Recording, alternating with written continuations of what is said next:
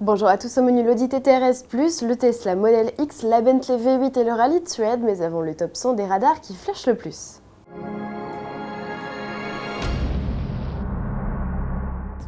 Autoplus publie le palmarès 2011 des radars. La boîte à images la plus productive est celle de Saint-Julien-en-Genevois sur l'A41 entre Annecy et Genève. Elle a flashé en moyenne 462 fois par jour. A l'inverse, la cabine de Bravotte en Corrèze n'a flashé qu'une fois dans l'année. Au total, on a enregistré l'an passé 13 millions de flashs, soit 1 million de plus qu'en 2010. La faute au radar de feu rouge dont le nombre de crépitements a quasiment doublé. Et le plus actif est parisien. L'unique radar de feu rouge actuellement en service dans la capitale crépite en moyenne 97 fois par jour. Tous les détails de cette enquête exclusive dans le numéro 1223 du 13 février 2012. Cure de vitamines pour l'Audi TT RS, 340 chevaux, ce n'était plus suffisant pour le coupé et le cabriolet. La version Plus, présentée par Audi en fin de semaine dernière, leur offre 20 chevaux supplémentaires. Le 5 cylindres turbo en délivre désormais 360. Le couple passe à présent à 465 Nm. Associés à la boîte S-Tronic à 7 rapports, ils existent également en boîte mécanique 6 vitesses.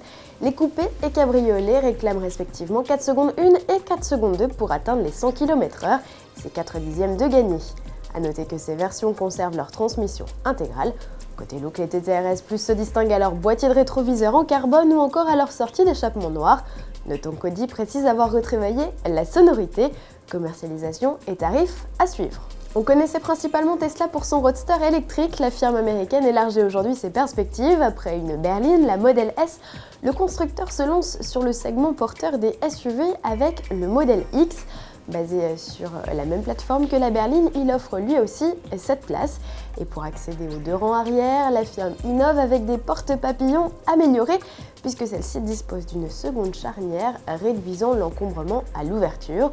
Proposé en 2 ou 4 roues motrices, le Model X sera commercialisé avec plusieurs niveaux de puissance, toujours en électrique. Son lancement est prévu en 2014.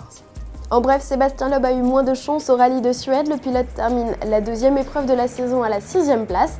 Jari-Matti Latvala s'impose devant Mikko Hirvonen. Au championnat, Loeb conserve toutefois l'avantage. Il a encore 12 points d'avance sur Latvala. La Continental V8 GT s'est vue pousser des ailes. Pour fêter son arrivée sur le marché allemand, Bentley lui a fait prendre de la hauteur en lui offrant un vol en hélico au-dessus de Munich. Les organisateurs ont trouvé l'inspiration dans le logo de la marque.